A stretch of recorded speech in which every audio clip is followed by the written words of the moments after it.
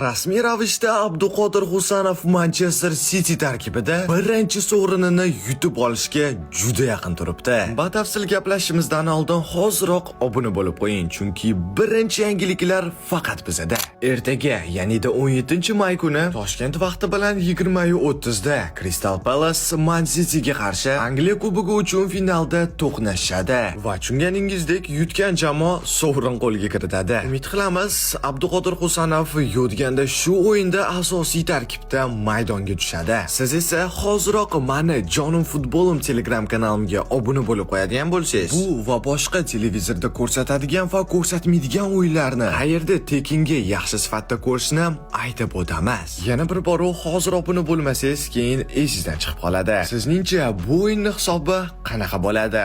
Mani taxminim bo'yicha City 2-0 g'alaba qozonadi va Erling Haaland bilan Husanov gol urishadi.